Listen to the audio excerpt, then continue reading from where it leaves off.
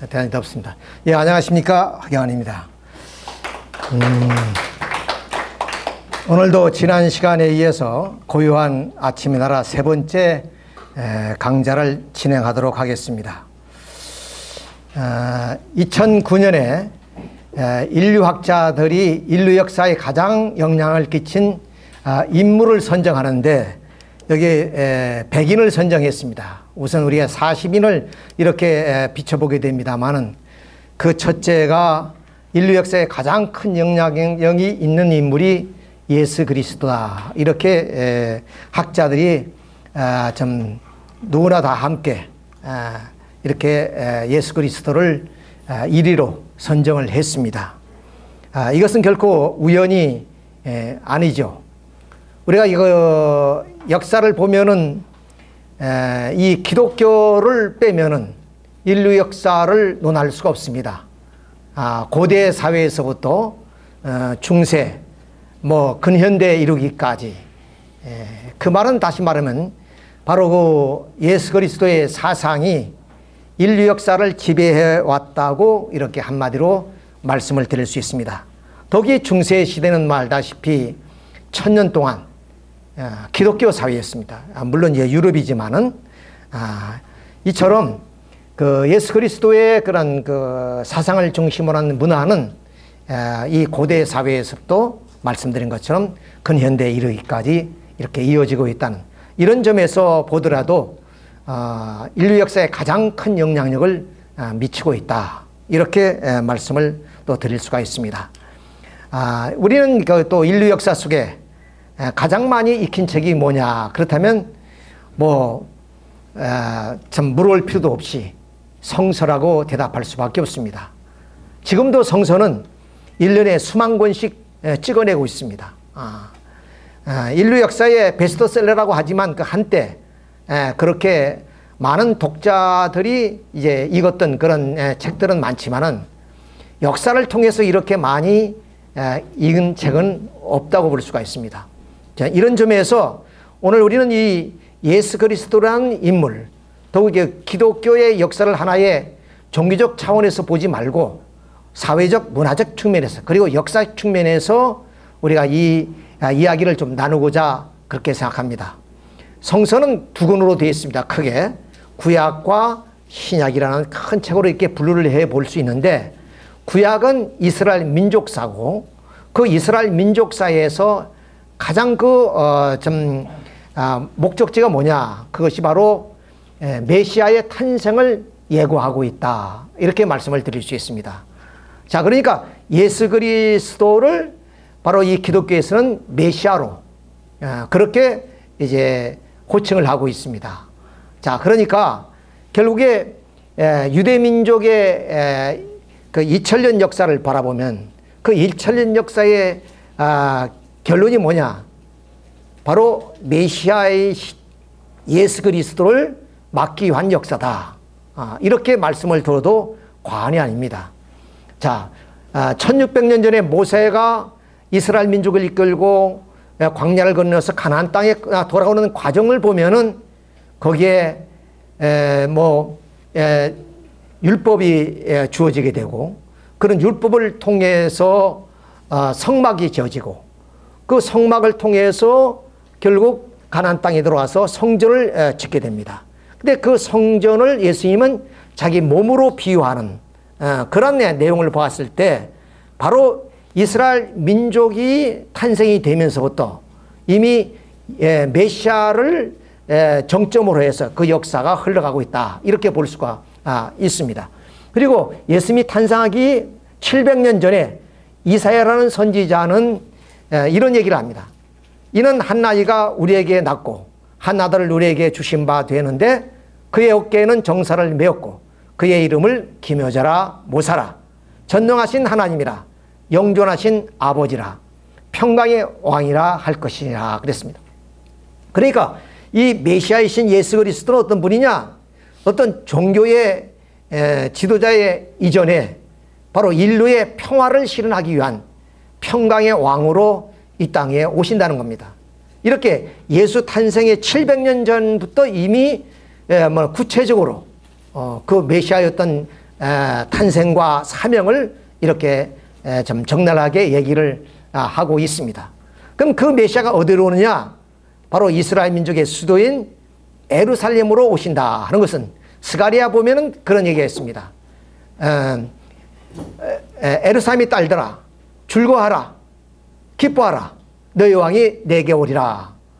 그러니까 그들이 기다렸던 그 메시아가 바로 예루살렘에 오셨으니 그분이 바로 예수 그리스도다. 이렇게 우리가 말씀을 드릴 수 있습니다. 그분이 결국은 로마에 의해서 십자가를 짊어지고 돌아가시게 됩니다만은, 그렇지만 그분의 사상과 그리고 이루고자 했던 평화 운동은 결국에 아까 말씀드렸지 세계 속에 나타나게 됐고 그것이 인류 역사에 모든 영향을 미치게 됐다. 이렇게 말씀을 드릴 수 있습니다. 그래서 세계 뭐 4대 종교가 있습니다만은 그 종교와 더불어서 이 기독교의 분포 상황을 우리가 바라보게 되면은 바로 이 아메리카는 남미나 북미나 말할 것도 없이 뭐 이제 캐톨릭을 중심으로 해서 신교로 이렇게 꾸며져 있습니다. 아프리카의 남쪽에도 보면 모두가 다 이렇게 기독교도 있고 이 아프리카의 중부에서 북부 쪽만 이슬람 종교로 이렇게 이 초록 색깔이 전부 다 이슬람권입니다. 그렇죠? 그리고 이 소비에트 연방이었던 그 러시아, 이 러시아도 러시아 정교회라는 것이 있습니다.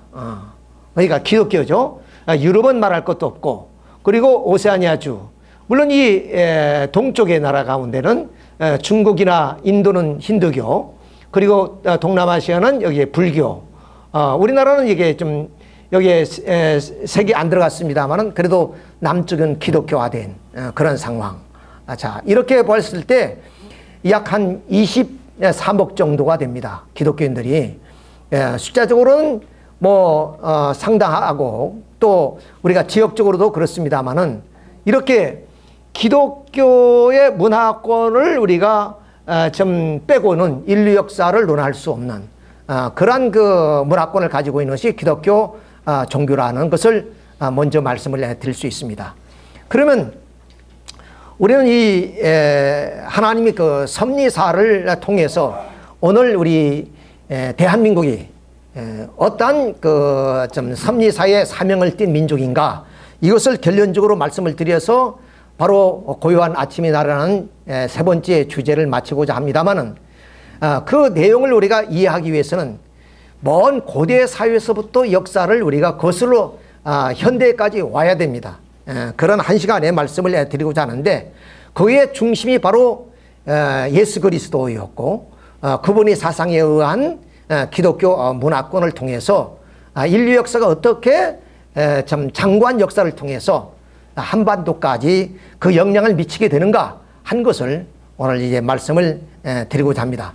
자, 그런 의미에서 먼저 우리 인간의 어떤 내면적인 면을 한번 살펴보도록 하겠습니다. 기독교 성서를 보면은 인간은 좀 하나님의 계명을 어기고 인간 시조인 아담과 에바가 선악과를 따먹고 타락해 버렸다 그랬습니다. 그 타락한 인간의 모습이 어떤 인간이냐? 바로 마음이 몸을 주관하는 그런 인간의 모습이 아니라 몸이 마음을 주관하는 그런 인간의 모습입니다. 그래서 몸을 바로 위에다 놓았습니다. 자, 그러니까 자연적으로 우리 개인인 어디냐, 이렇게 몸과 마음이 분열되고 갈등할 수밖에 없습니다. 자, 그것이 확대되면 가정이 이루어지고 그 확대돼서 사회, 국가, 세계, 그러니까 이 세계는 분열과 갈등으로 점철된 그런 역사였고 현실도 그렇습니다. 사상적인 측면도 그렇고 문화적인 측면도 그렇고 지역적인 그런 관계도 전부 다 이런 갈등과 분열에 그런 점철될 수밖에 없었던 것은 나 자신이 바로 몸과 마음의 그런 갈등과 분열 때문에 이르는 것이다, 이렇게 말씀을 드렸어요. 그래서 이러한 몸을 중심에서 물질적 가치를 최고로 삼는 그런 인생관을 가인형 인생관이라 그럽니다. 이건 좀 어려운 얘기지만은 뭐 외울 필요는 없습니다. 그리고 우리는 물론 윤리나 도덕을 중심으로 한 정신적 가치를 중심으로 사는 그러한 인생관을 아벨형 인생관이라고 이렇게 합니다. 자, 그러니까 우리는 모든 종교를 보면은 내면의 어떤 자기의 성찰을 위해서 노력합니다.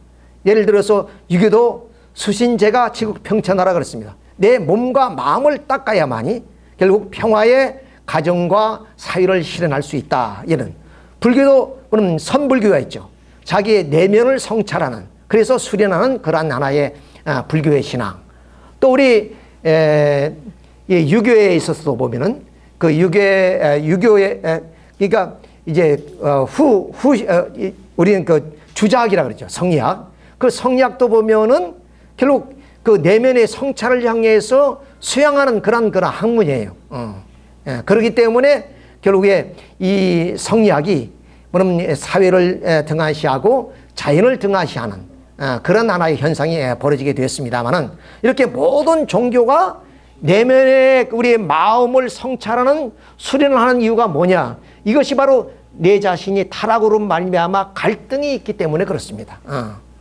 자, 그래서 모든 종교는 우리의 마음의 성찰을 위해서 수련을 하는데 그 목표가 있다 하는 것을 우리가 여기서 말씀을 드릴 수 있습니다.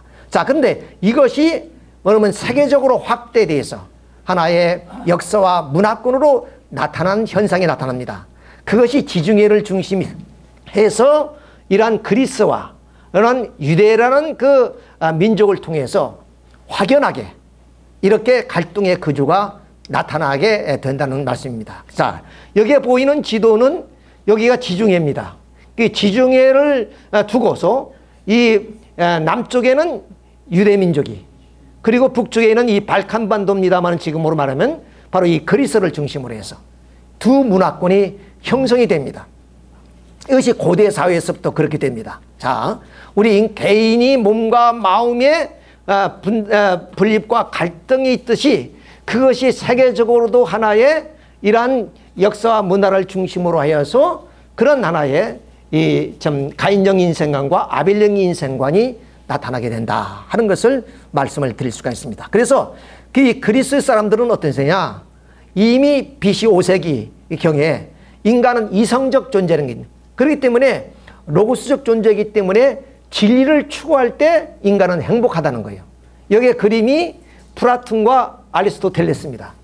플라톤은 그 진리가 하늘에 있다는 것이고, 아리스토텔레스는 그 진리가 이 현상 속에 있다, 이렇게 이제 가리키는 거죠. 자, 이렇게 예수님 오기 전 한 400~500년 전부터 이러한 사상이 그리스에서 그러한 이성을 중심으로 하는 사상이 싹 텄습니다. 반면에 유대민족도 바로 이렇게 예수님이 오기 이전, 훨씬 이전부터 이게 인간은 어떤 존재냐? 바로 타락으로 원죄를 가진 존재다. 그러니까 이런 인간이 행복하시려면 어디냐? 신 앞에 절대적으로 믿음과 순종을 해야 된다. 그래서 이 히브리 민족은 바로 이런 야훼 하나님을 믿는 신앙을 갖게 된 이유가 바로 여기 있습니다. 자, 그러니까 결국 이 세계는 두 개로 나눠지는데, 하나의 세계는 이성을 중심으로 하는 진리를 추구함으로 행복해지고, 하나는 그럼 인간은 원죄를 지었기 때문에 믿음을 통해서 행복을 추구해 나갔던 그런 양면성을 우리가 볼 수가 있습니다. 자, 그래서 이런 그 신을 근본으로 해서 우리 인간의 행복을 추구하는 그런 하나의 사상을 신본주의라 그러죠.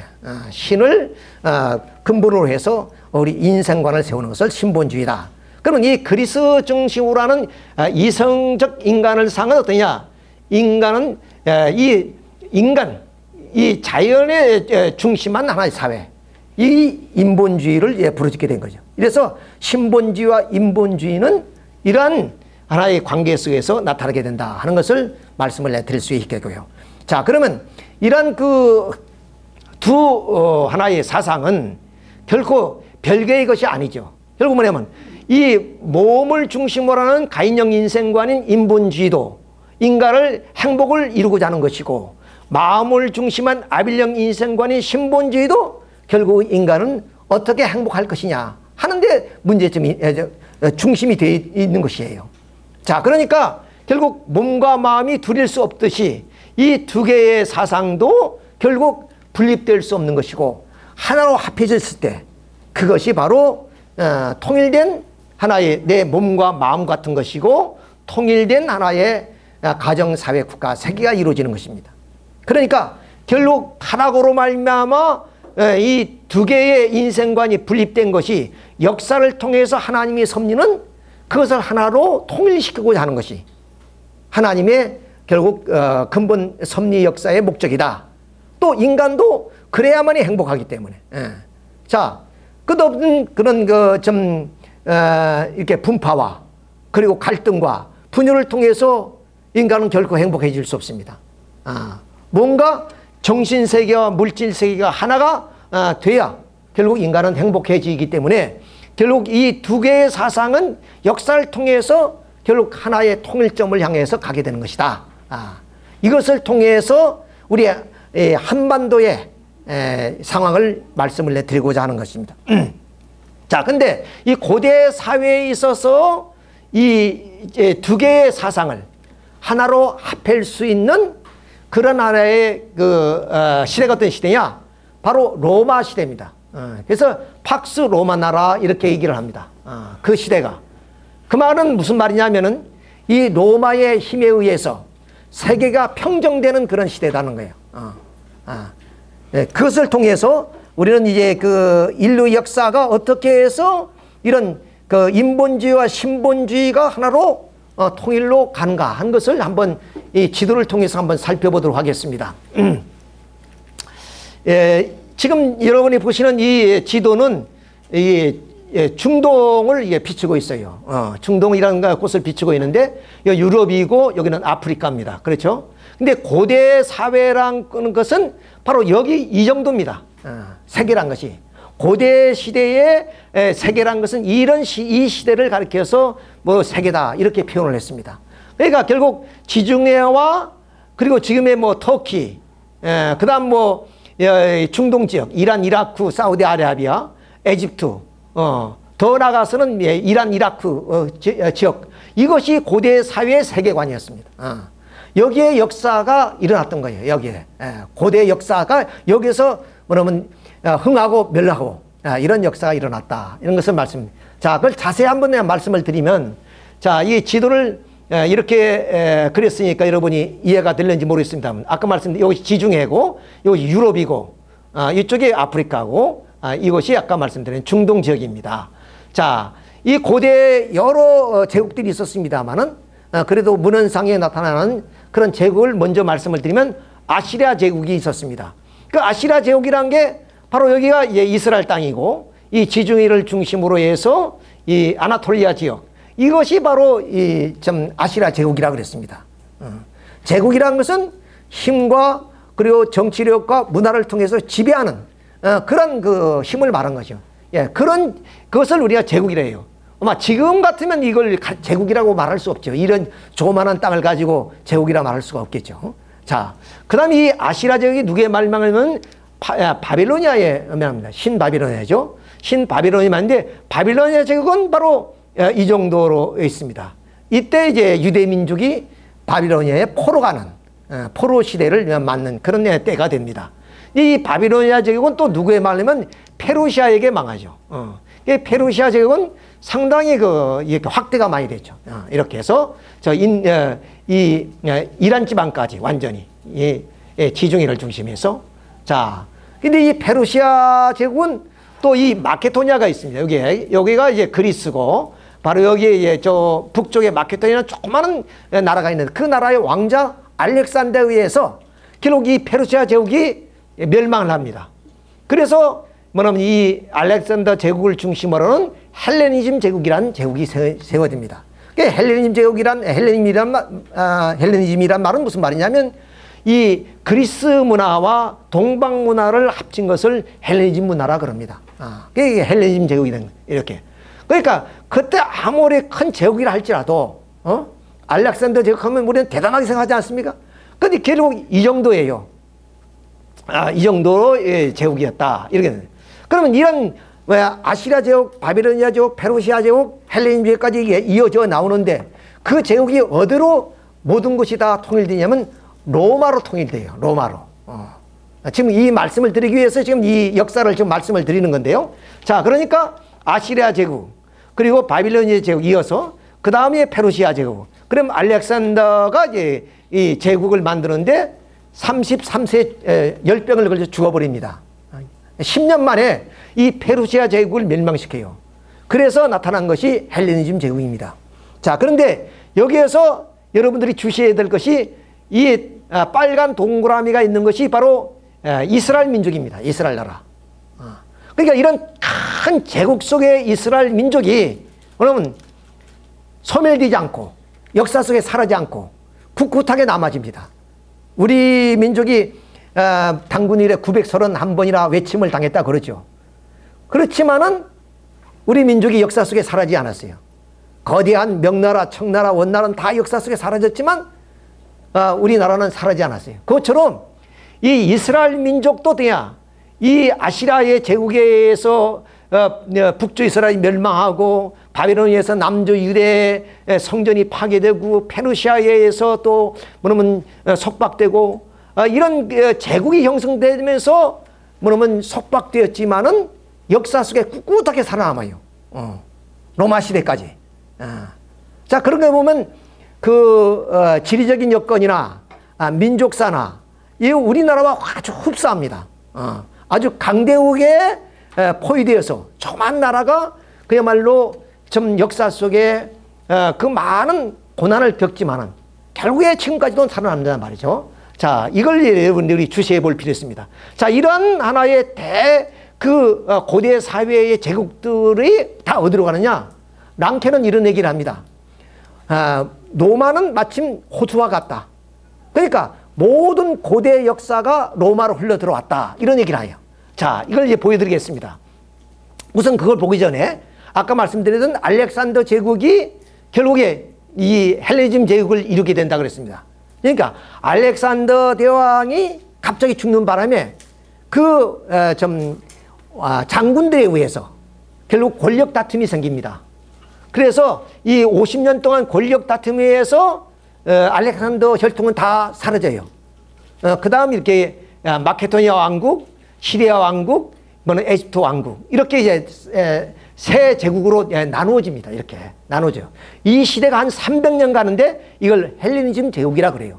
근데 이 헬레니즘 제국은 가장 그리스적인 그런 문화를 가진 그런 제국이었습니다.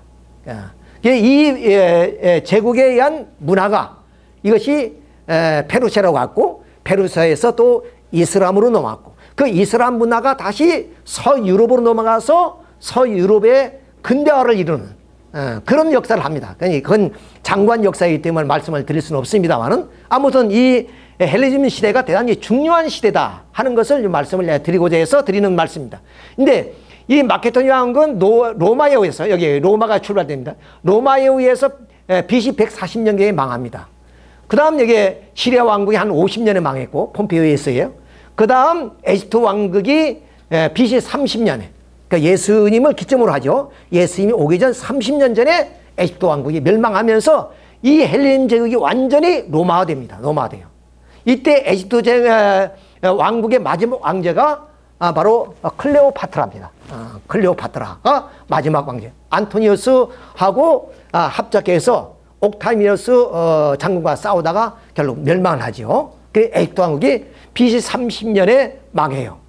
이 뭐냐면 결국 모든 제국, 아시리아, 바빌로니아, 페르시아 그리고 헬레니즘 제국이 다 로마로 들어갔다는 랑케의 말처럼 이렇게 로마로 다 흡수가 된 거예요. 그리고 랑케는 무슨 말을 하냐? 이 로마의 모든 문명이 다시 어디서 흘러나왔느냐? 로마에서 서구로 이렇게 흘러나왔다. 이렇게 이제 표현을 합니다. 어쨌든 간에 지금까지 고대 사회에 있었던 제국들이 로마로 다 흘러 들어갔어요.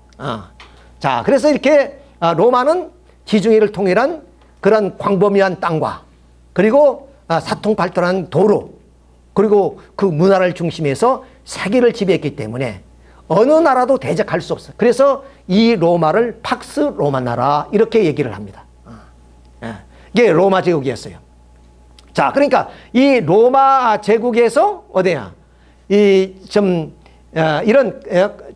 군사적 측면에서나 정치적 측면에서 이 나라를 뭐냐면 대적할 수 있는 나라는 없었죠. 이렇게. 이런데 이 유대민족은 속방은 되었지만 역사 속에 사라지지 않고 꿋꿋하게 남아있어요. 자, 역사적으로 페르시아 제국도 무너졌고, 그리고 바빌론 제국, 또 헬레니 제국도 다 역사 속에 사라졌어요. 근데 그 조그마한 나라, 지금 우리 이스라엘 나라 땅은 우리나라 강원도만한 땅입니다. 그 나라가 지금도 로마 시대도 이게 살아남아요. 이때 예수님이 탄생을 합니다. 물론 이제 예수님은 로마 식민지화에서 이제 탄생하죠. 자, 그러면 모든 역사가 이렇게 로마로 이제 흘러가는데, 그 로마라는 이 거대한 팍스 로마가 형성된 이유가 무엇이냐? 이걸 위해서 여러분에게 말씀을 드리고자 해서 이런 장구한 역사에 대한 말씀을 드리는 거예요. 왜 그러냐면 이미 서두에 말씀드렸지, 이 예수님은 평강의 왕으로 이 땅에 오셨어요. 그러니까 이 땅에 어떤 평화를 이룩해야 될 그런 그 분으로 이 땅에 오셨다고 말해요. 그러니까 어떤 기독교의 종교의 지도자, 교주로 오신 것이 아니라 그것을 뛰어넘고 결국 세계의 좀 평화를 이룩하기 위해서 이 땅에 오셨어요. 그렇기 때문에 예수님이 제자들에게 그 의와 나라를 위해서 너희들이 땅끝까지 복음을 전파하라고 이렇게 말씀을 하십니다. 그 이유가 뭐냐? 이 땅에 하나님 나라, 즉 평화의 나라를 건설하기 위해서 이 땅에 오신 분이에요. 그렇기 때문에 이스라엘 민족이 2000년 동안 그 메시아가 오기를 기다렸단 말이에요. 기다렸어요. 그래서 이 로마 시대에 예수님이 탄생을 합니다. 이게 탄생. 자, 그러면 예수님이 이 이스라엘 민족을 배경으로서 왔는데, 유대교를 배경으로서 왔는데, 그 유대교나 이스라엘 민족은 이미 로마라는 국가에 속방되어 있는 나라예요. 그런 힘을 가지고 어떻게 예수님이 세계 평화의 나라를 건설할 수 있겠습니까? 그건 어림도 없는 얘기예요. 그것은 무엇을 말하냐? 예수님은 핵이라면은 이 로마라는 나라는 미사일입니다. 미사일은 핵을 내가 원하는 곳에 날려버리는 거예요. 만일에 핵은 있고 미사일이 없으면 그건 자폭이 됩니다. 또 미사일을 핵을 만들 이유가 없어요. 핵은 어떠냐? 적에게 뭐냐면 쏘아서 파괴하고자 하는데 목적이 있는 거 아니에요. 근데 그것을 날릴 수 있는 미사일이 필요합니다. 미사일이 필요해요. 자, 그럼 그것처럼 예수님의 사상과 이념의 사랑의 이념은 핵이라면 그 핵을 세계화시켜 줄 수 있는 그런 군사적, 정치적, 문화적 힘이 바로 로마란 말이에요. 이스라엘 민족의 힘을 가지고서는 이미 속박된 식민지화되어 있는 그 민족이 어떻게 예수님의 사상을 받아들인다 할지라도 그것을 세계화시킬 수 있는 능력은 없습니다. 지형적으로도 그렇고, 또 규모도 그렇고, 인구도 그렇고, 종교의 힘도 그렇고, 모든 면에서. 그래서 이 민족이 그 많은 제국 속에서 살아남으면서 예수가 탄생한데, 그 예수의 탄생을 기점으로 해서 팍스 로마나가 형성된 것은 예수님의 사랑의 평화운동이 이 로마라는 거대한 정치적 힘과 군사적 힘을 통해서 세계화시키는 데 목적이 있었다고 하네요. 그러니까 결국 뭐냐? 하나님은 이 예수님의 사상을 세계화시키기 위해서 팍스 로마나를 준비했다. 이렇게 말씀을 드려도 과언이 아닙니다. 그러니까 예수님의 사상이 예루살렘을 넘고 유대를 넘어서 로마로 들어가야 되는 거예요. 그 로마에서 다시 어디로 나가냐? 세계로 나가야 됩니다. 랑케가 한 말처럼 로마는 호수와 같고 그 호수 속으로 고대의 모든 것이 흘러 들어갔고 거기서 다시 로마에서 흘러나왔다 그랬어요. 근대 문화가. 그것처럼 예수님의 사상이 결국 로마로 흘러들어가서 로마에서 세계로 나가야 되는, 그것을 하나님은 섭리사를 통해서 준비해 나오셨다 하는 것을 이렇게 여러분이 아셔야 돼요. 그럴 때만이 역사를 바르게 이해할 수 있습니다. 이제 제가 지금부터 말씀드린 역사를 이해할 수가 있어요. 그런 관점에서. 또 그렇게 관을 가지면 여러분이 고민했던 역사관을 아마 좀 확실하게 모든 것이 해소될 겁니다. 풀리게 될 거예요. 그래서 1시간 동안 여러분이 말씀을 들어보시기 바랍니다. 자, 근데 예수님이 십자가에 못 박혀 죽였어요. 이단자로 몰려서. 그 누구예요? 유대 민족의 아이러니하게도 메시아를 기다려왔는데 그 기다려온 예수님이 오셨는데 그 예수님을 이단자로 몰아서 죽여버렸어요. 참 아이러니한 사건이 벌어졌습니다. 자, 그래서 그 예수님은 십자가에 짊어지고 결국 그 제자들에 의해서 어디로 가느냐? 결국 로마로 들어갑니다. 로마 박해 400년이 오는 거예요. 만약 예수님이 안 죽었으면 로마에 들어가서 로마 박해란 게 있을 수 없어요. 로마 당시는 민주형을 이룬 원로원이 있었기 때문에 원로원에 가서 인정을 받게 되면 로마 정부가 예수님의 사랑을 받아들이게 돼 있었어요. 자, 그렇지만 예수님이 죽었기 때문에 그 제자들이 로마로 들어가서 엄청난 박해와 핍박을 받으면서 400년 만에 로마의 국교가 됩니다. 이 기독교가. 자, 이렇게 해서 결국 예수님은 이 로마를 배경으로 하여서 당신이 사상을 세계화시키려고 했었지만은 유대민족이 반대로 말미암아 그 예루살렘 유대도 넘지 못하고 결국 십자가에 짊어졌고, 그로 인해서 결국 기독교는 로마 박해라는 400년의 엄청난 시련을 거치게 되는 거예요. 이런 로마 박해 시대를 400년을 지나다 보니까 결국에 콘스탄틴 대제, 데오도시 1세 이런 황제에 의해서 이 기독교가 국교로 나와요. 국교가 됩니다. 그냥 400년의 고난 속에서 결국 로마는 기독교를 국교로 선택하게 되죠. 자, 그래서 이때부터 어디냐? 바로 이제는 여기에 보면 빨간 선이 있고 여기에 파란 선이 이제 초록 색깔이 있죠.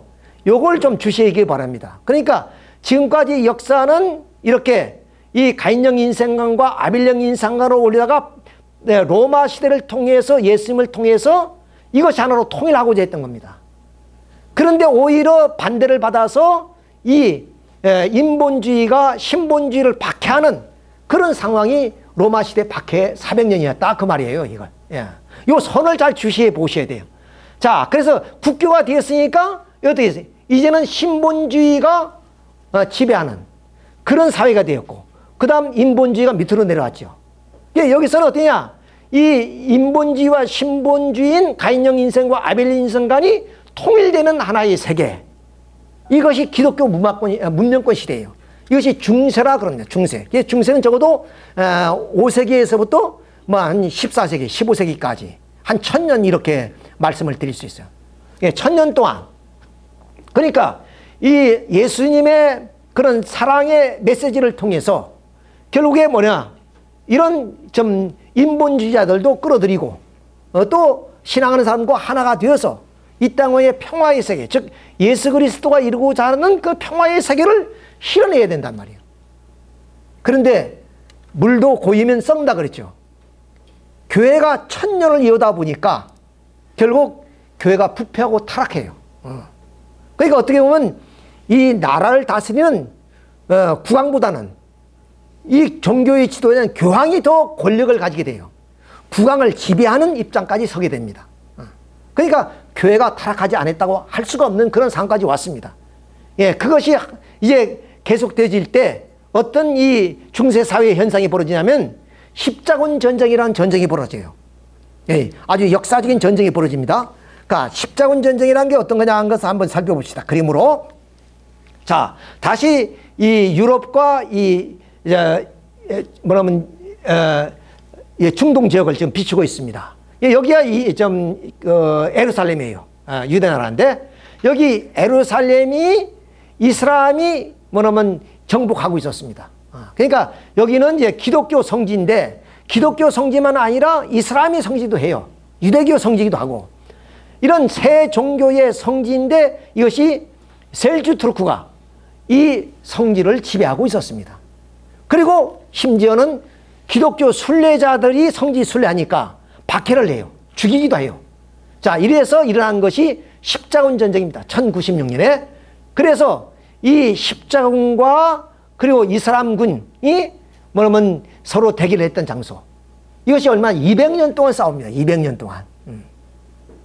자, 이런 200년 동안 치열한 전쟁을 하면서 이 이슬람권에 있던 문화가 이 전쟁을 통해서 유럽으로 흘러들어가요.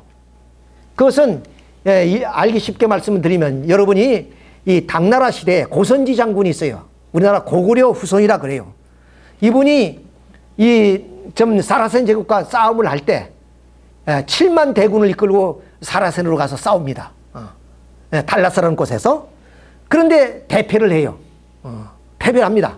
근데 패배한데 그 포로 가운데 어떤 사람이 있었냐면 종이 기술자, 제지 기술자가 있었어요. 그러니까 당시에 세계에는 종이를 만들 수 있는 나라는 당나라밖에 없었어요. 근데 이 병사들이 포로가 되어서 그 병사 가운데 제지 기술자가 뭐냐면 이 사람에게 제지 기술을 가르쳐 준 거예요. 그래서 이 사람이 그 종이 기술을 이제 가지고 종이를 생산하게 되고 그것이 다시 이 십자군 전쟁을 통해서 유럽으로 흘러가서 유럽의 종이가 나오게 된 거예요. 여러분, 종교 개혁이라는 것은 뭐예요? 어떻게 해요? 성서를 이 사제들만 읽을 수밖에 없었던 그 성서를 모든 사람이 읽을 수 있도록 인쇄술과 함께 종이가 있었기 때문에 이렇게 좀 종교개혁이 일어날 수가 있었던 겁니다. 이런 모든 것이 이렇게 전쟁을 통해서 문화가 흘러요. 왜? 옛날에는 교통도 통신도 없었기 때문에 문화가 이쪽에 저쪽으로 흘러갈 수가 없어요. 그것은 전쟁을 통해서만이 갑니다. 이것처럼 당나라의 종이 문화가 아랍으로 갔고 아랍에서 다시 유럽으로 흘러갔더니 당나라를 중심으로 해서 나침반 이런 것이 다시 어디에요? 인쇄술 이런 것이 다시 유럽으로 흘러간 이유가 다 이렇게 전쟁을 통해서 흘러가게. 그러니까 이 전쟁을 통해서 200년 동안 전쟁하다 보니까 이 유럽의 폐쇄된 사회 속에 이 아랍의 인본주의와 자연주의 사상이 서서히 스며들어가게 돼. 이것이 바로 이 십자군 전쟁의 깊은 내용이다. 이렇게 말씀을 드릴 수 있습니다. 자, 그래서 7번이나 전쟁을 치르는데 다 실패를 해요. 기독교가. 그래서 기독교가 결국 패배를 하지만 이 기독교 사회에 엄청난 변화가 벌어지기 시작합니다. 자, 이 중세 사회는 어떤 사회냐? 신중심적인 사회예요. 그러니까 이성이나 진리가 필요 없습니다. 왜냐하면 계시되어 있는 성서면 좋게요. 성서밖에 없어요. 아무런 진리 없습니다. 과학 문명도 없고 아무것도 없는 세요. 그 중세 시대에는. 오직 하나님 말씀만 잘 믿으면 천국 간다는 거예요. 이 땅에 천국이 실현된다는 거예요. 근데 그 교회가 부패하고 타락해 버렸습니다. 타락해 버렸어요. 그 중세 사람들은 어디야? 이 사회를 개혁해야 되겠다. 근데 이제 어디냐? 그 스스로 개혁할 수는 없단 말이에요. 우리나라가 대원군에 의해서 세국 정책을 낼 때 우리 스스로 개항을 했습니까?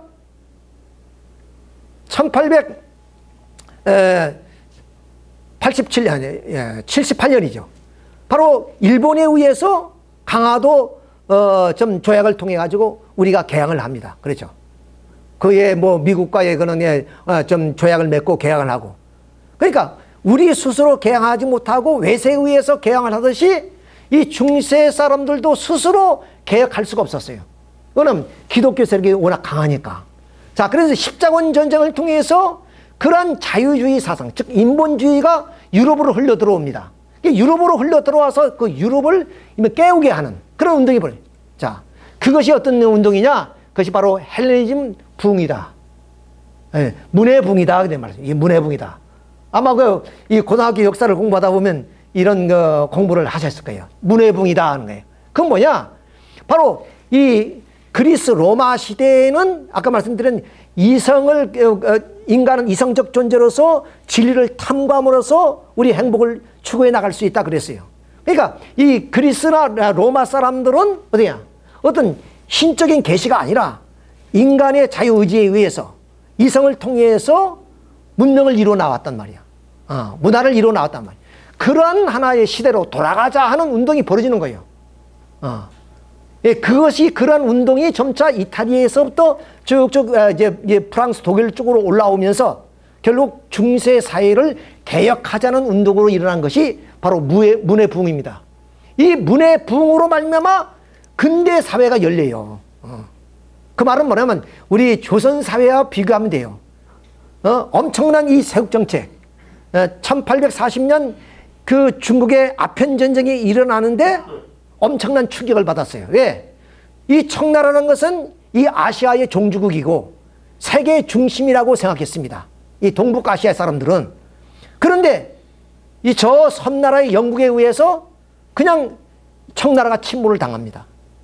이것을 본 일본은 1853년에 페리 제독이 개항하라고 문을 두드리자 개항을 해버립니다. 그게 명치유신으로 간 거예요. 그래서 근대화로 가지 않습니까? 근데 우리나라는 문을 닫아버려요. 우리나라는 문을 닫아요. 말씀드린 것처럼 아까 일본에 의해서 결국 강화 조약에 의해서 할 수 없이 문을 연 것뿐이에요.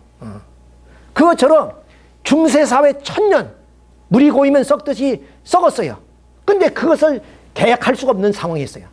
그래서 어디서 십자군 전쟁을 통해서 이 아랍에서 흘러들어오는 인본주의 사상에 의해 바로 이 중세사회를 개혁하는 운동이 벌어져요. 그것이 바로 문해부흥 운동이다 그 말입니다. 문해부흥. 자, 이런 문해부흥의 운동은 인본주의에 의해서 일어났습니다. 그러니까 인본주의에 의해서 일어나는 이 문해부흥은 인간은 누구나 선하게 살고자 하잖아요. 우리 양심대로 살고자. 근데 양심대로 살고자 하는 마음을 꺾어버리고 인간의 물질적인 욕구를 추구하고자 하는 외적인 성격을 따라서 어디로 가느냐? 사탄 편으로 흘러가 버린다고 하네요. 악한 편으로 흘러가 버린다. 우리 인간의 마음이. 자, 그래서 불란서 혁명, 공산당 선언, 러시아 혁명, 중국 공산화가 되는 겁니다. 그냥 이 지금 역사 속에 이런 그 불란서 혁명이나 공산당 혁명이 어느 날 갑자기 이렇게 일어난 것이 아니라 이런 역사적인 어떤 동기에 의해서 일어나는 거예요. 차참자. 불란서 혁명은 평등과 자유를 부였지만 그 불란서 혁명을 주도했던 인물들이야. 달랑베루 이런 사람들이 전부 다 계몽 사상가들이야. 계몽 사상가들은 계몽이란 게 뭐냐면 지식과 이성을 보급해서 인간이 무지를 깨우쳐서 정치적인 새로운 개혁을 이룩하자. 이것이 계몽 사상이에요. 그러니까 계몽 사상은 뭐냐면 과거와 역사와 전통을 다 답해버리고 신마다 부정해버리는 거예요. 이것이. 이런 하나의 과격한 사상에 의해서 일어난 불란서 혁명을 기점으로 해서 공산당이 일어나게 되고 그 공산당을 통해서 러시아 혁명이 일어나고 중국이 공산화되는 거예요. 그래서 세계를 적화시키는 그런 운동이 벌어졌단 말이에요. 근데 한편에 이런 중세사회의 개혁이 이러한 하나의 외적인 성향을 따라서 사탄 편으로만 가는 그런 하나의 운동만 일어난 것이 아니라 우리 마음은 보다 더 신실하고 참된 차원 높은 그런 신앙을 추구하고자 하는 운동도 벌어지게 됩니다. 이것이 바로 종교개혁입니다. 왜? 캐톨릭이 부패하고 타락했기 때문에 여기에서 우리는 참된 신앙을 추구하고자 하는 운동이 벌어졌단 말이에요. 이것이 바로 1517년에 일어났던 종교개혁 운동이에요. 이 종교개혁은 인간의 본성의 외정을 따라서 사탄 편으로 가는 인간의 마음을 돌려놔서 인간의 내적인 성향을 따라서 하늘 편으로 가는 그런 신본주의적 사상을 갖는 역사를 긋게 되는 이것이 바로 영국의 명예혁명입니다. 그리고 미국이 브리턴들에 의해서 세워지는 미국 건국이 일어나게 되고 이렇게 해서 자유진영이 일어나게 된다.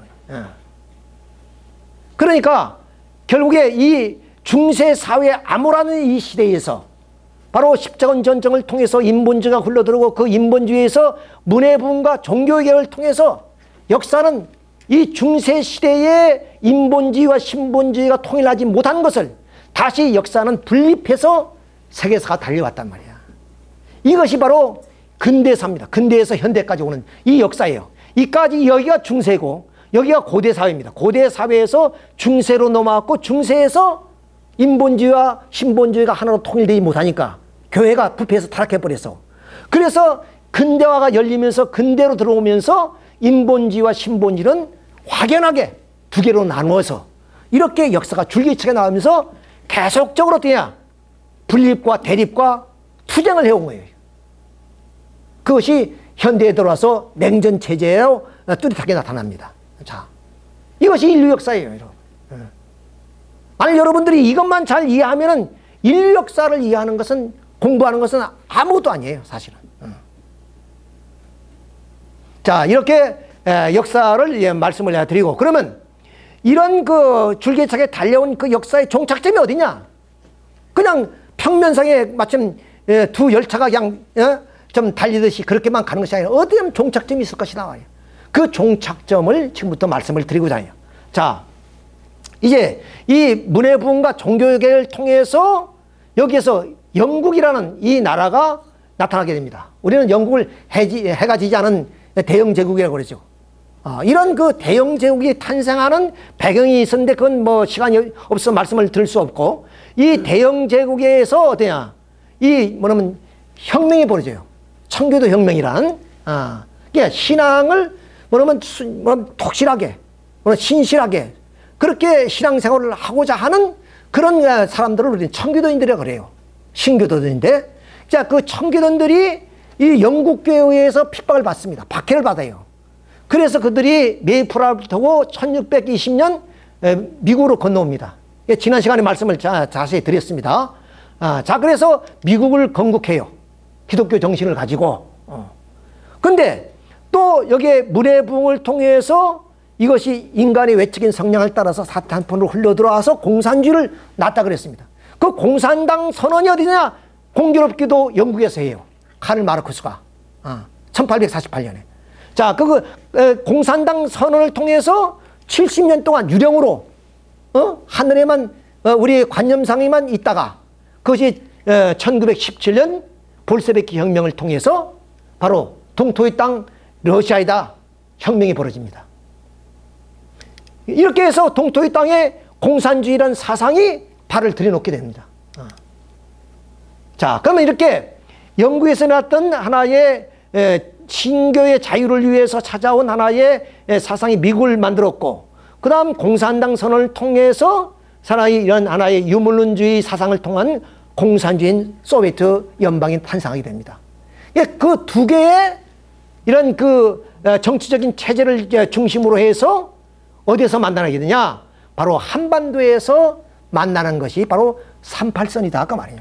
그러니까 38선은 우리가 2차 대전이 끝나고 바로 어떤 그 좀 승전 국가들의 그런 그 좀 정치적 논리에 의해서 분단된 그 자체만 아니다 이 말이야. 그 이전에 이러한 섬적 내용이 있다는 것을 알아야 돼요.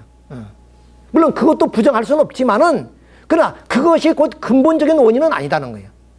근본적인 원인은 이런 세계의 큰 하나의 사상의 흐름이 한반도로 올 수밖에 없는 상황에 있다는 거예요. 그래서 그것이 정치적인 하나의 좀 내용과 결탁돼서 한반도가 38선이라는 분단으로 그어지게 됐다 하는 것을 여러분 아셔야 돼요. 그러니까 우리 민족의 이 38선의 문제, 분단의 문제를 해결하기 위해서는 역사의 문제가 해결되지 않고서는, 알지 않고서는 이 문제가 해결될 수가 없어요. 예, 말씀을 드리겠습니다만은, 자, 그래서 결국에 45년 우리가 해방이 되었지만은 이 나라가 이렇게 분단이 될 수밖에 없었다 하는 것을 말씀입니다. 자, 그러면 이런 분단을 되어든 과정에서 결론적으로 뭐냐? 아까 말씀드린 이 문해부흥과 종교개혁을 통해서 평행선을 이루면서 달려온 인류의 분열과 갈등의 그런 하나의 역사는 결국에 이렇게 프랑스 혁명, 그리고 러시아 중공 공산화되면서 한반도로 들어와서 이 한반도에서 분단선이 그어진다. 그러니까 이 38선이라는 것은 단순한 민족의 분단이고 국토의 분단이 아니란 말이야. 이것은 사상의 분단이고, 이것은 뭐냐면 문화의 분단이고, 그런 인본주의와 신본주의의 분단을 의미하는 것이다. 이렇게 보죠. 자, 그래서 이 38선은 몸과 마음의 분단선이요, 물질과 정신, 그리고 무신과 유신, 그리고 관념과 그리고 유물론의 그런 분단선이다. 이런 측면에서 38선을 바라봐야 된다는 거예요. 그냥 단순한 군사 분계선으로 바라봐서는 안 된다. 이것은 문화적이고 사상적인 측면에서 바라볼 수. 그렇기 때문에 모든 나라가 지금 다 서독도 통일되고 다 통일되는 그런 상황 속에서 한반도가 지금도 해결이 안 되는 이유가 여기 있습니다. 이걸 우리가.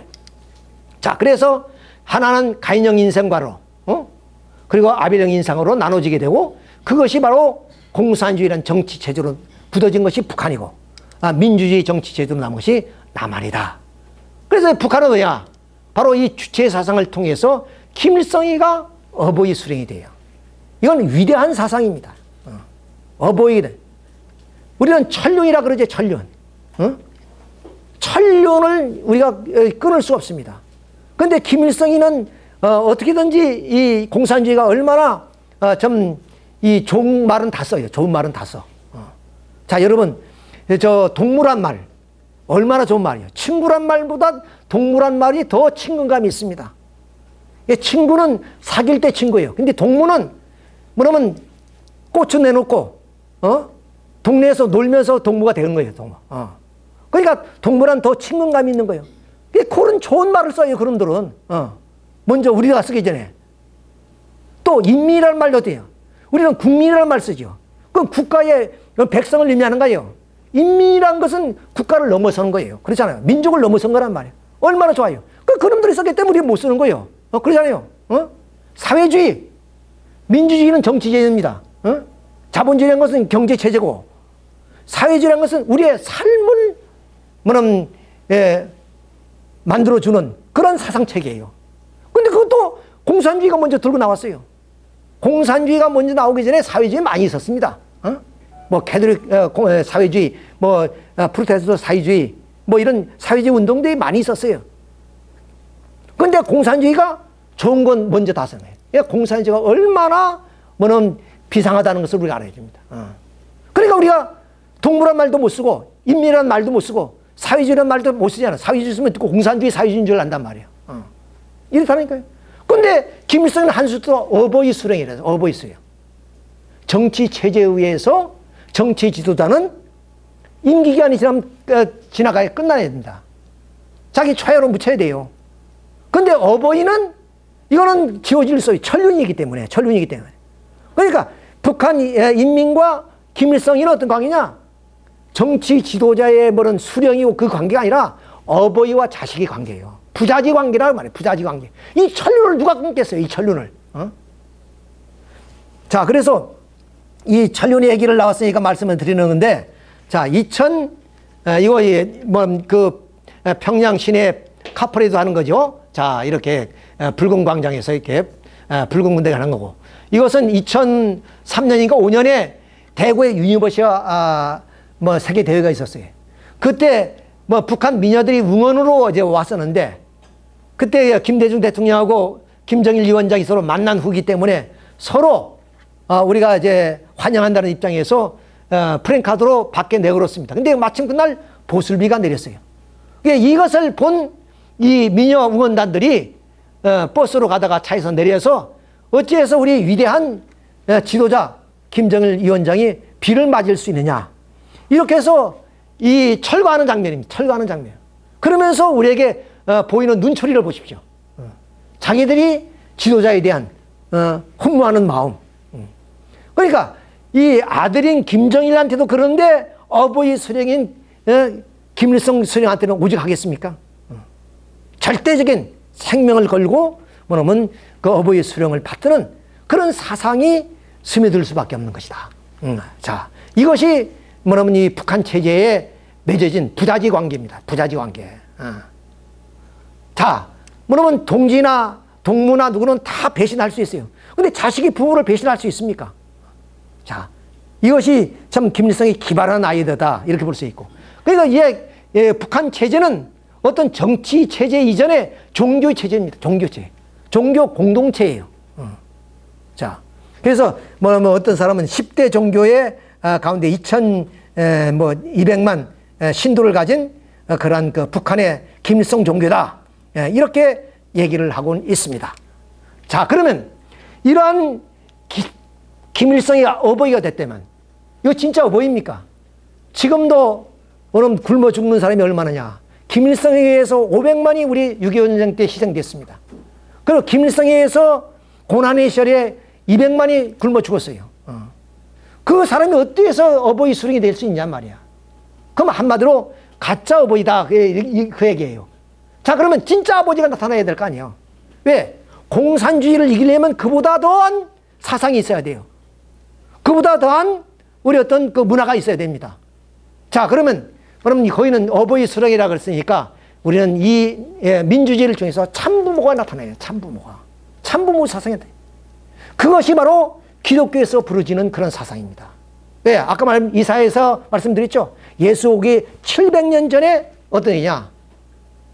한 아이가 우리에게 낳고 한 아들을 우리에게 주신 바 되는데 그 학교는 정사를 맺고 그 이름을 기묘자라 모사라 전능하신 하나님이라 영존하신 아버지라 그랬어요. 그러니까 장차 이 땅에 김효자의 모사로 오시는 그 위대하신 지도자는 어떤 분으로 오시느냐? 뭐 메시아요, 뭐 왕이요, 그런 건 정치적 개념이고 사회적 개념으로서 아버지로 오신다. 사랑의 아버지로 오신다. 그러니까 사탄은 항상 아까 말씀드렸죠? 좋은 것만 고른단 말이야. 아까 말한 인민, 뭐 사회주의, 또 뭐 아까 동무, 그런 말을 쓰듯이 아버지까지 다 훔쳐갔단 말이야. 자, 그러니까 어때야?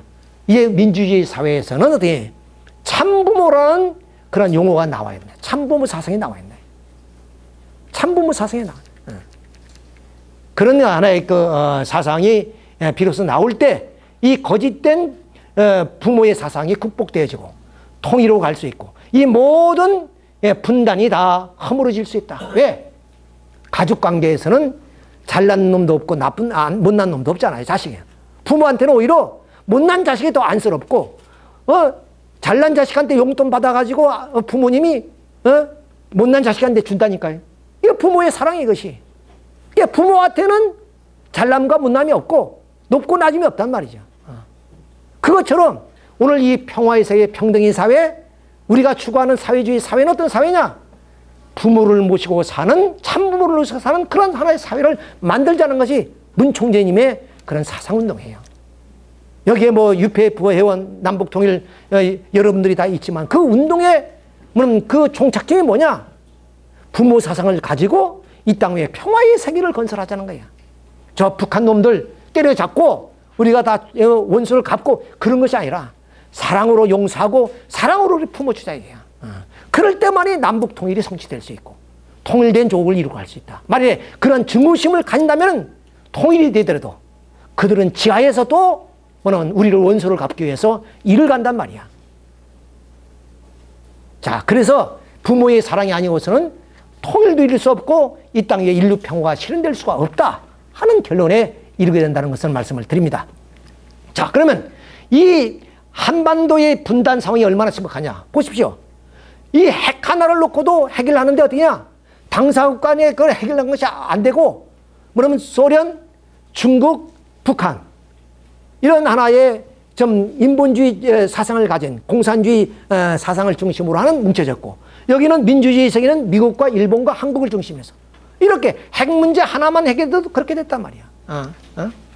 자, 그러니 남북의 문제는 단순한 분단과 민족의 분열의 문제가 아니라 세계사적인 문제를 가지고 있다. 그렇기 때문에 세계 강대국들이 이 조그마한 한반도에 일어나는 이 역사적인 문제를 놓고 지금 충돌을 할 수밖에 없는 이유가 바로 여기에 있다. 자, 한국전쟁을 보십시오.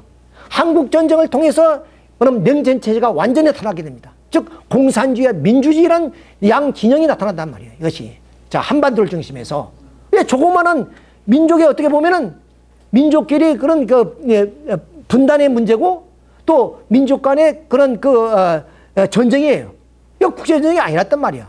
근데 그것이 국제전쟁으로 그럼 이게 확대된 거 아니겠습니까? 자, 이래서 한반도의 전쟁은 이렇게 일어나는데 미국이 도와주어서 결국 인천 상륙작전을 해서 북진하게 됐습니다. 근데 중공군이 개입한 거예요. 근데 이것이 벌써 국제전이 벌어진 겁니다. 한반도에서. 민족 간의 하나의 분쟁이 우리가 그렇게 생각했지만 그것이 아니라 이게 세계적인 전쟁으로서 이렇게 비화되었다 하는 이유는 뭐냐? 그것을 우리가 여기서 이제 짐작할 수 있죠. 자, 미군들이 얼마나 희생됐냐? 우리가 알지 못하는 나라, 만나보지도 못한 국민을 위하라는 조국의 부름을 받은 우리 아들, 딸을 기린다는 이 비문입니다, 이것이. 그들은 이 조선, 한반도가 어디에 있는지도 모르는 게 그렇게 해서 조국의 부름을 받고 한반도까지 달려왔어요. 자, 그래서 이것이 워싱턴 DC에 있는 6.25 전쟁 기념 공원에 있는 모습들입니다. 이렇게 해서 이들이 바로 이 한반도에 와서 얼마나 희생되느냐? 바로 35,000명이 희생했어요. 전사했단 말이야. 귀한 집안의 아들, 딸들이 알지도 못하는 나라, 만나보지도 못한 국민을 위하라는 조국의 부름을 받아가지고 이 땅에 와서 이렇게 희생했어. 이렇게 희생했어. 왜 이러냐 말이야. 남이 조그마한 나라, 역사 속에 뭐 사라지면 그만인데 왜 뭐냐면 세계의 그런 정치, 경제, 문화의 최고의 좀 미국이 이 한반도를 위해서 그렇게 희생할 수밖에 없냐. 그래서 전 참전 인원이 얼마나 178만 9천 명이 우리나라에 이 미군이 참여했어요. 유엔군이 아니라 미군만. 그리고 전사자가 36,940명, 부상자가 92,134명, 실종이 3,737명, 포로가 4,439명이에요. 그래서 13만 7,250명이 이 한반도에서 미군이 젊은이들이 희생됐다는 것을 우리가 잊어서는 안 됩니다. 우리가 잊어서는 안 된다 하는 것을 말씀을 드립니다. 자, 그 중에 우리나라 같은 경우라면 이분들이 참여 안 해도 돼요. 자, 샘 워커 대위가 참여했어요. 이 사람은 뭐냐? 워커 장군의 아들이에요. 워커 장군이 초대 주한미군 사령관입니다. 사령관 아들이 바로 최전선에서 싸우고 있어요. 그런데 이 워커 장군이 샘 워커 대위를 만나러 가다가 자동차 사고로 죽습니다. 그래 장군이 죽었죠. 그 다음 뭐냐? 벤브리트 장군. 이게 8군 사령관이에요. 이거 뭐냐면 샘 워커 장군 다음에 온 사람인데 이 벤브리트 장군의 아들 지미 벤브리트가 이 사람은 조종사예요. 평양을 폭격하다가 돌아오는 이제 대공포를 맞아서 산화됩니다. 그래 죽어요. 신혼 부부였는데 이 사람은 2차 대전 당시에 참전했기 때문에 안 와도 되는데 또 이 정도 백그라운드가 있으면 안 오죠. 우리 한국 같은 우리 정치 입장에 봤을 때는. 왜 부모가 그런 무서운 전쟁에 보내겠습니까? 자, 아이젠하워 대통령이 당선된 그때 뭐냐면 그 아들 존 소령이 낙동강 전선까지 와서 이 사람은 뭐 죽진 않았습니다만 그래서 싸웠단 말이에요. 이렇게 이런 장군의 아들들 말이야. 장군의 아들들은 133명이 왔습니다. 우리나라의 정치적이나 군사적인 입장에서 봤을 때는 장군의 아들을 전선에 보내겠습니까? 근데 남이 나라 전쟁에 이런 133명이나 왔다. 자, 크라크 유엔군 사령관이에요. 메가다 장군 다음에 크라크 유엔군 사령관 대위 마크 빌 크라크 대위가 피해 능선에서 싸다가 뭐는 부상을 당했어요. 그래서 치료 도중에 죽습니다. 전사예요. 유엔군 사령관 아들이 최전방에서 소총부대로 싸웠단 말이에요. 그걸 우리가 아냐 말이에요. 우리가 그걸 알아야지. 이렇게 해서 도와주네요. 그럼 장진호 전투에는 해리스 해병 소장인 바로 해리스 소령이 장진호 전투에서 죽습니다. 이런 기가 막힌 사실들이 바로 이 땅을 지켜준 그런 전사들이에요. 이렇게 해서 미국이 이 나라를 지켜줬단 말이에요. 이렇게. 이걸 우리가 알아야 돼, 이걸. 그러니까 133명의 장군의 아들들이 와서 33명이 전사하거나 다치거나 그랬습니다. 하버드생만 해도 30몇 명이 왔다 그래요. 하버드 출신들만 하더라도. 자, 그렇지만 참 우리 이승만 초대 대통령이 정치술을 잘 외교술을 통해서 한미 상위 방위 조약을 탄생시킴으로 인해서 이 나라가 지금까지도 물론 저 공산 세력 앞에 막을 수 있었던 반공 세력으로 남아질 수 있는 이유가 바로 여기 있다. 그때부터 지금까지 미국은 이 나라를 지키는 거예요. 자, 이 배가 바로 칼빈소입니다. 칼빈소. 그러니까 우리나라의 위기 상황이 오면 SOS만 치면은 어디냐? 바로 이 미국의 엄청난 화력이 이렇게 오는 거예요. 최첨단 병력이 이렇게 쏟아져 내려옵니다. 조그마한 이 한반도, 미국에 50개 주가 있는데 주 하나만 못한 이 나라를 지키기 위해서 이렇게 미국의 전력이 이렇게 투입된단 말이에요. 그 이유가 어디 있냐 말이에요, 이유가.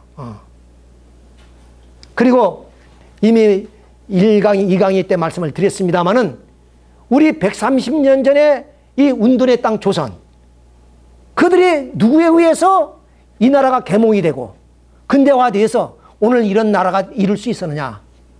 그 기반과 그 토대를 닦은 사람들이 미국에 있는 청교도 후예들이에요. 이 사람들이 와서 그야 문명도 없고 그리고 이 풍토동에 자기 자식이 죽고 남편이 죽고 이러면서 선교를 해서 이 민족을 바로 무지에서 깨우친 계몽운동을 통해 가지고 오늘의 이런 근대화를 이루는데 초석을 까신 분들이에요, 이분들이. 왜 미국이 그렇게 이 한반도의 운둔의 땅을 깨우치고 운둔의 땅에 와서 그렇게 수많은 젊은이들이 희생했느냐. 그 이유를 우리는 알아야 될 거 아니야. 그것이 하나님의 섭리사단 말이야. 인류 역사는 아까 흘러서 어디 왔냐? 한반도에 종착점을 두고 있어요.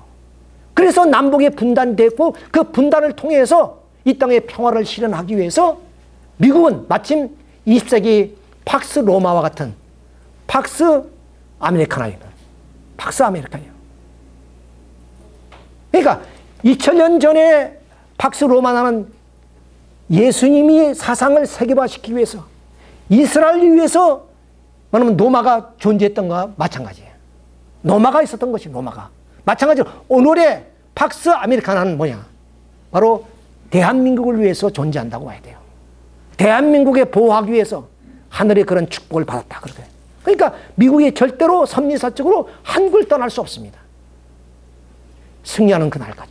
자, 그런 의미에서 그들의 의무가 아니라 우리가 그들에게 감사해야 됩니다. 고마움을 느껴야 됩니다. 오늘에 이렇게 잘 살 수 있는 사회를 만든 것이 뭐냐? 이분들의 그런 그 희생이 있었기 때문입니다. 1500여 명이 선교사들이 왔는데 그 가운데 1140명이 여자분들이에요. 이들이 와가지고 풍토병에 걸려서 많은 사람이 희생됩니다. 남편이 죽고 자식이 죽고 말이야. 이렇게 해서 이 나라를 계몽시킨 거예요. 운둔의 땅을 뭐냐면 계몽시켜서 오늘의 근대화를 이루었다 하는 사실을 우리가 알아야 됩니다. 그래서 1529명이 하는데 1114명이 여성 선교사들이 와서 희생했다 하는 것을 봐야 합니다. 자, 우리는 하루도 미국의 원조가 없이는 우리의 생명이 연명될 수 없는 그런 시대였습니다. 이렇게 가난하고 헐벗고 굶주리고 우리 국민 GDP가 67달러니까 최빈국 아니에요. 인도 다음에 최빈국이라 그래요. 그러니까 초근 모피로 연명하던 그런 시대. 외국의 원조 없이는 하루도 우리의 생명을 연명시킬 수 없는 그런 시대. 산업 기반이 전쟁으로 다 무너졌습니다. 그나마 일본이 남겨놓은 산업 기반도. 이런 사회 속에서 결국 어디냐? 바로 미국의 원조가 없이는, 미국의 안보를 지켜주지 않고서는 이 나라가 살아남을 수 없는 그런 시대에 바로 근대화의 기반이 되어서 오늘 이런 잘 사는 나라를 만들었다. 그런데 배국난다 거기에 미국을 떠나라 그래요.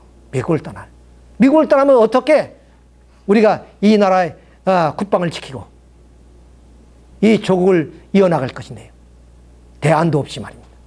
자, 이런 것을 봤을 때 정말로 우리는 이 섭리사적으로 하나님이 이 나라를 지켜주고 계시다 하는 것을. 애국가에 그래. 동해물과 백두산이 마루가 닳도록 하나님이 보호하사 우리나라 맞아요. 하나님이 보호하지 않고서는 이 나라가 하루도 존재할 수 없는 거예요.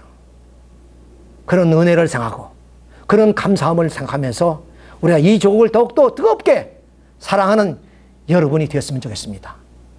20세기 초반 노베르트 배부 신부가 이 땅에 와서 영감을 받은 것이 고요한 아침의 나라다 하는 것을 느꼈습니다.